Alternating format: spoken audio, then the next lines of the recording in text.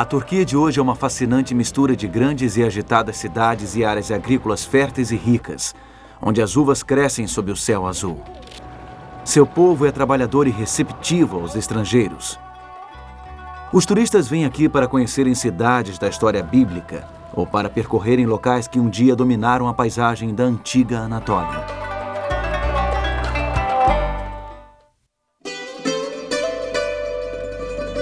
O apóstolo João passou seus últimos anos em um afloramento rochoso, não muito longe das margens ocidentais deste vasto território com o dobro do tamanho do Texas. Ele escreveu aos novos cristãos em 7 grandes centros. Muitos estavam sofrendo perseguição e opressão por parte do Império Romano. Hoje visitaremos as antigas Sardes e Capadócia e descobriremos estas cartas de uma ilha solitária.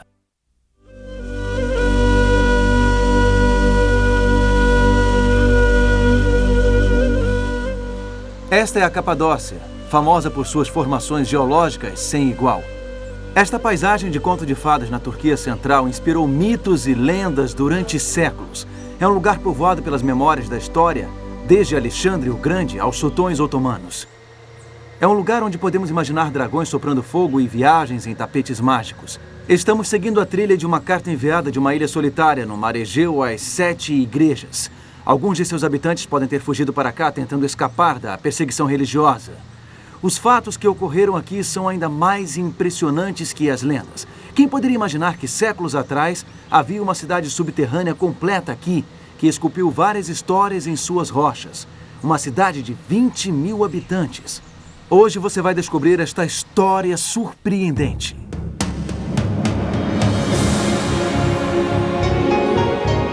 Ele permaneceu através dos tempos. O livro de Deus, a Bíblia. Indispensável em nosso mundo complexo.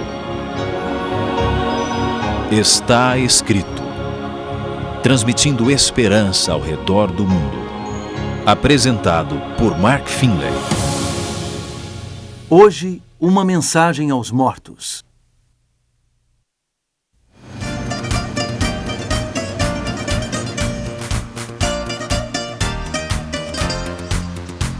Nós viemos até aqui a ilha de Patmos, a 80 quilômetros da costa da Turquia, no Mar Egeu, para pesquisar o significado de uma mensagem enviada daqui à cidade de Sardes. É uma mensagem especial, enviada aos mortos, isto é, aos mortos espiritualmente. Segundo a tradição, esta igreja do Apocalipse foi construída sobre a caverna, onde o apóstolo João teve as visões e escreveu o livro do Apocalipse. E foi onde Jesus Cristo lhe transmitiu mensagens especiais, cartas especiais para os crentes da Ásia Menor. Há séculos, peregrinos vêm a este lugar em homenagem ao apóstolo e suas previsões apocalípticas. Bom, nós não sabemos o local exato, mas sabemos que João escreveu suas cartas desta ilha, nesta colônia penal do Império Romano. Cristo, o médico dos médicos, tinha uma preocupação especial com os crentes para os quais João escreveu. Ele queria diagnosticar seus males espirituais. Ele queria prescrever alguns remédios. Presumimos isso pelo tom dessas mensagens e podemos notar uma preocupação profunda na mensagem dada à igreja em Sardes. É assim que ela começa em Apocalipse capítulo 3 e versículo 1. Estas coisas diz aquele que tem os 7 Espíritos de Deus e as 7 estrelas.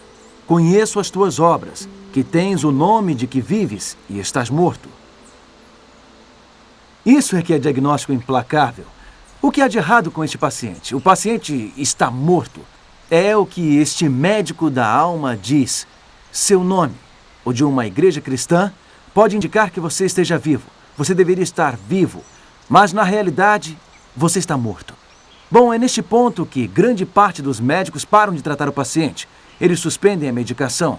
Eles desligam os aparelhos vitais. É hora de chamar o necrotério. Mas Jesus Cristo não é um médico comum. Com Jesus Cristo existe esperança, mesmo quando o paciente é aparentemente terminal. Jesus pode fazer alguma coisa, mesmo quando a situação parece sem solução.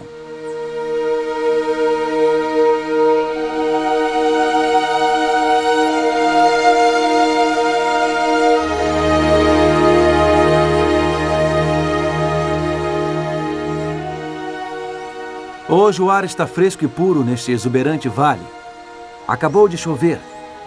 Isto é tudo o que resta da antiga cidade de Sardes. Estas ruínas sugerem porque a igreja daqui, porque o paciente daqui sucumbiu e morreu espiritualmente. Estas belas colunas, com seus capitéis jônicos, um dia suportaram um enorme templo dedicado à deusa Ártemis. O exuberante santuário foi fundado por Creso, um rei de Lídia que se tornou sinônimo de grande riqueza. Ártemis era a grande deusa, mãe da fertilidade no mundo antigo. Os cristãos de Sardes viviam cercados por uma cultura pagã que dominava tudo, desde os monumentos aos costumes do cotidiano. Nos últimos séculos, os cristãos construíram esta pequena capela aqui. Era um forte contraste ao imenso templo de Ártemis. Os cristãos primitivos sentiam-se bastante isolados aqui. Não havia nada na cidade de Sardes que fortalecesse a sua fé. Perto daqui, um enorme ginásio romano destacava a força e a beleza física do corpo humano. E às vezes, nesta situação, fica difícil enraizar a vida espiritual. Ela começa a ruir. Estes mosaicos não são lindos. Esta sinagoga judaica data do século I, mas os cristãos não receberam muito auxílio de locais de adoração como este. Muitos cristãos dessa época tinham origens judaicas. Os judeus têm uma longa história aqui em Sardes, que remonta ao tempo de Ciro. Mas praticamente todos os rabinos da época consideravam o cristianismo uma seita perigosa. A riqueza de Sardes era impressionante. Podemos perceber pela exuberância do templo de Ártemis, e também se revela aqui nestas ruínas milenares. Arqueólogos desenterraram um centro comercial, sugerindo que Sardes, a capital da Lídia, era uma comunidade próspera. As primeiras moedas da história foram usadas nesta cidade em 640 a.C., mas os cristãos daqui pareciam estar sem meios visíveis de se manterem vivos. Havia muito pouco para alimentá-los, faltavam-lhes condições adequadas para prosperar. E assim sua vida espiritual secou. E que prescrição o médico dos médicos tem para este povo através do apóstolo João? Na verdade, aparentemente, ela é bem simples. Em Apocalipse capítulo 3 e versículo 2 diz: "Sê vigilante e consolida o resto que estava para morrer." Consolida o resto, as coisas que restam. Esta é a mensagem de Jesus Cristo ao povo daqui. Quando os crentes daqui olhavam em volta, tudo que viam eram coisas contra eles, oposição de todos os lados. Talvez você se encontre nessa mesma situação hoje. Você já chegou a um ponto em sua vida em que suas esperanças e sonhos morreram? Talvez se sinta assim agora. São os problemas: divórcio, a morte de um ente querido, a perda de um emprego. Tragédias ocorrem e a gente se sente morto. Nossa vida espiritual se esgota. Estamos prontos para desistir, mas o médico dos médicos tem uma mensagem para nós. Ele diz: "Sê vigilante, preste muita atenção e consolida o resto." Talvez você só consiga enxergar os cacos da sua vida, mas Jesus diz: "Eu posso fazer algo com esses cacos. Eu quero que você trabalhe comigo. Eu quero que você me traga o que resta de você. Talvez seja muito pouco, talvez seja ridiculamente pouco, mas eu posso construir algo sólido com isso. Traga-me os cacos da sua vida." Há um motivo muito importante pelo qual este médico dos médicos nos traz esta mensagem em nosso pior momento. Ele é o Deus dos novos começos. Ele não só cura, ele também recria. Do nada, ele cria algo novo. Jesus é quem dá a vida. Ele costuma usar o símbolo de uma vinha como o símbolo de sua videira fluindo para a vida dos crentes. Uma vez, Jesus visitou um paciente muito doente na cidade de Cafarnaum. Era uma menina, a filha do chefe da sinagoga. A história é contada em Marcos capítulo 5. Quando Jesus chegou à casa dela, ele foi recebido pelos que choravam e pranteavam. A menina havia falecido. Todos estavam aflitos. Jesus, entretanto, dirigiu-se às pessoas e disse o que lemos em Marcos capítulo 5, versículo 39. "Por que estáis em alvoroço e chorais? A criança não está morta, mas dorme." Algumas pessoas acharam que fosse uma piada de mau gosto. Jesus pediu que elas saíssem do local, e então ele tomou a menina pela mão e disse, Talita cumi. Isto quer dizer, menina, eu te mando, levanta-te. Marcos relata o que aconteceu depois, no versículo 42. Imediatamente a menina se levantou e pôs-se a andar, pois tinha 12 anos. Então ficaram todos sobremaneira admirados. A paciente podia estar morta, mas o médico dos médicos ainda podia ajudar. Ele era o Criador. Ele era o Deus de novos começos. Eu gostaria de lhe mostrar um exemplo impressionante de como Cristo pode nos ajudar a juntar os cacos e a começar tudo de novo. Foi algo que aconteceu aqui mesmo na Turquia, em uma área conhecida como Capadócia, um dos lugares mais fascinantes da Terra.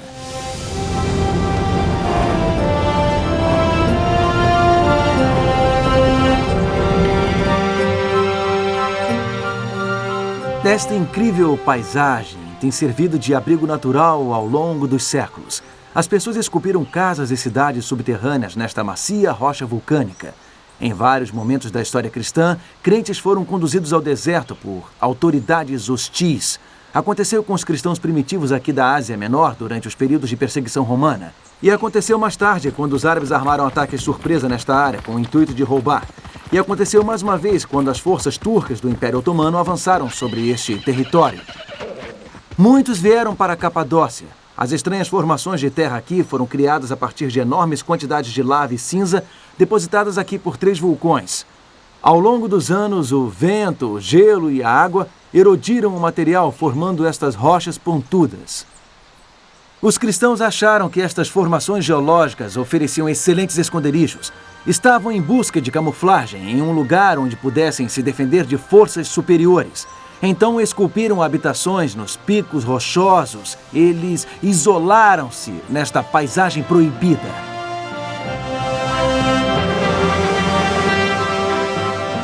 Mas que vista maravilhosa!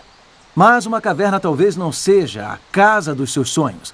Para muitos crentes que vinham para cá, isto devia parecer o fim da linha, ou o fim do mundo.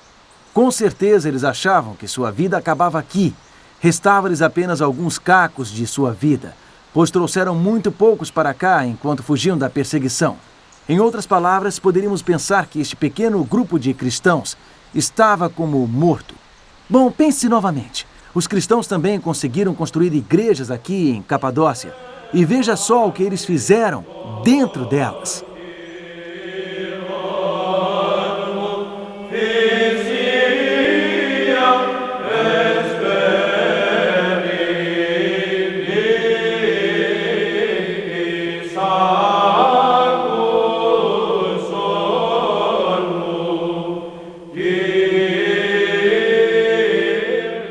Aqui nesta igreja talhada na rocha, conhecida como Tokali Kilise, em todos os lugares fica evidente o compromisso dos crentes com a devoção do seu Deus. Fica evidente nos trabalhos entalhados nestas colunas.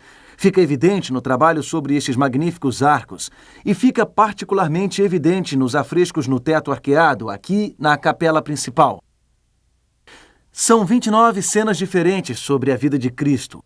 Sua anunciação, seu nascimento, seu batismo, os milagres que ele operou, sua morte, ressurreição e ascensão aos céus. Aqui uma coisa é certa: Jesus estava em toda parte.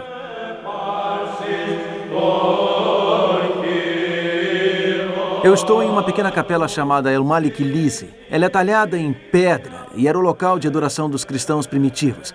São tantas pinturas maravilhosas cobrindo essas paredes. Pinturas de patriarcas, profetas e anjos. Mas no centro de tudo isso, revelando a profundidade da fé destes primeiros crentes, está a cruz de Cristo. Por fora, estas igrejas no deserto podem parecer um monte de pedras inexpressivas.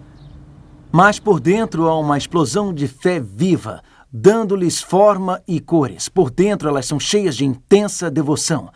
Esses crentes magníficos consolidaram o que sobrou e que estava para morrer. Eles entregaram a Deus os cacos de suas vidas e Ele os ajudou a construírem algo belo e glorioso. A igreja no deserto talvez aparentasse estar enterrada por fora, mas por dentro estava cheia de vida. O médico dos médicos estava operando aqui. Deixe-me contar uma outra coisa que o médico dos médicos prescreveu.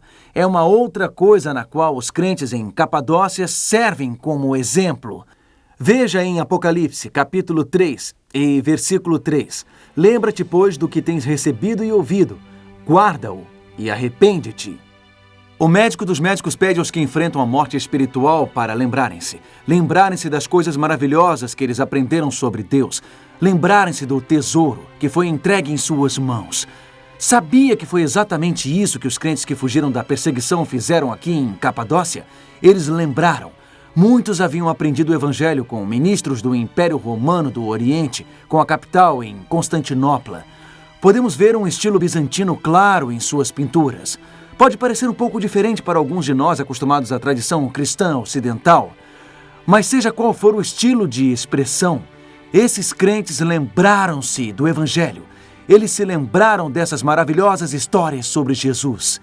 Eles não as esqueceram aqui onde parecia ser o fim do mundo. Eles não permitiram que elas se perdessem aqui na isolada Capadócia. E essa lembrança lhes aqueceu o coração. Eles se lembraram e encheram suas igrejas com a face de Jesus. Eles também lembraram com símbolos. Aqui na igreja chamada Uzumlu Lise, várias videiras estão pintadas nas paredes do santuário. Do que os crentes estão lembrando? Estão lembrando deste versículo em João capítulo 15 e versículo 5. Jesus disse: Eu sou a videira, vós os ramos. Quem permanece em mim e eu nele, esse dá muito fruto, porque sem mim nada podeis fazer. Os crentes aqui lembraram-se de que poderiam ser enxertados em Jesus, a videira. Poderiam absorver o seu alimento espiritual, mesmo em lugares ameaçadores, mesmo em um ambiente hostil. O médico dos médicos podia sustentá-los. Amigo, quando a esperança já não existe, lembre-se. Quando sentir-se espiritualmente morto, lembre-se. Lembre-se do que Deus fez por você no passado. Lembre-se do que lhe foi dado. Lembre-se do que você ouviu. Jesus tem uma forma de criar algo glorioso a partir do que você se lembra.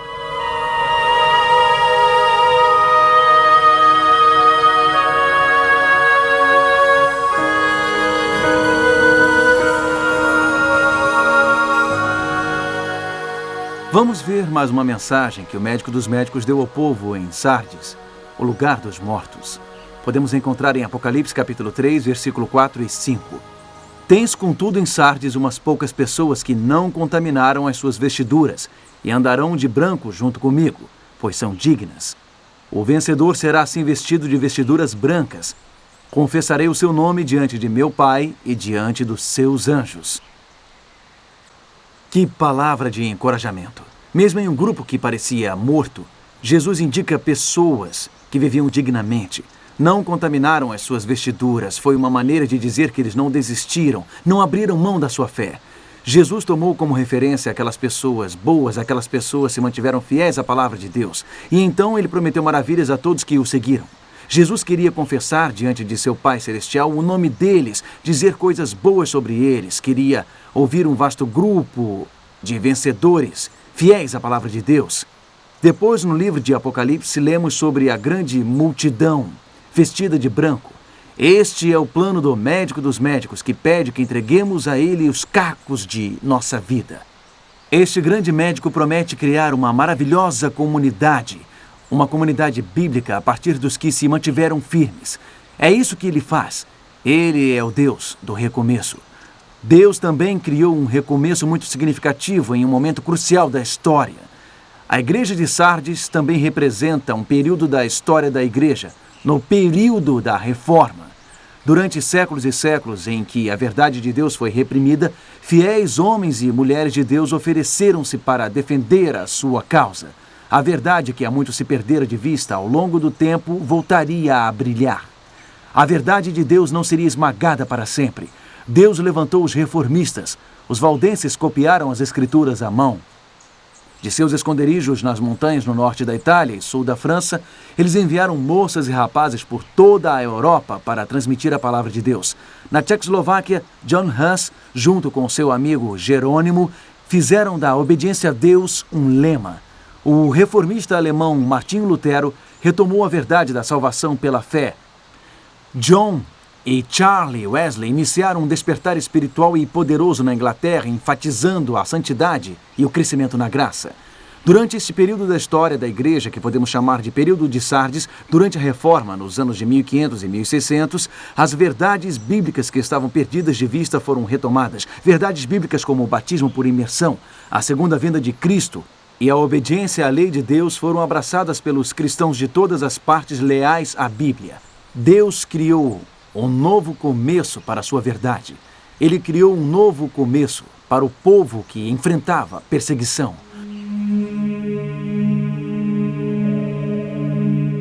É uma cidade subterrânea incrível. Ela ocupa 5 quilômetros quadrados e era capaz de abrigar 20.000 pessoas. Era um esconderijo perfeito, a salvo dos soldados destruidores, a salvo do mundo secular acima. Era um abrigo para os refugiados cristãos na era bizantina. É fácil se perder em meio a esses cômodos talhados na rocha. Você desce os andares e passa por várias moradias. É como andar, um andar após o outro e após o outro. É incrível que haja 19 histórias aqui que um dia se conectaram através de moradias, cozinhas, salas de reuniões e igrejas. Túneis de ventilação foram especificamente construídos para trazer ventilação aos andares mais baixos. As câmaras subterrâneas um dia foram iluminadas por tochas e lamparinas. Entradas estratégicas podiam ser fechadas por uma enorme pedra redonda semelhante a um mó. Ela era mantida em um nicho, onde podia ser rolada por uma passagem, isolando-os completamente dos ataques.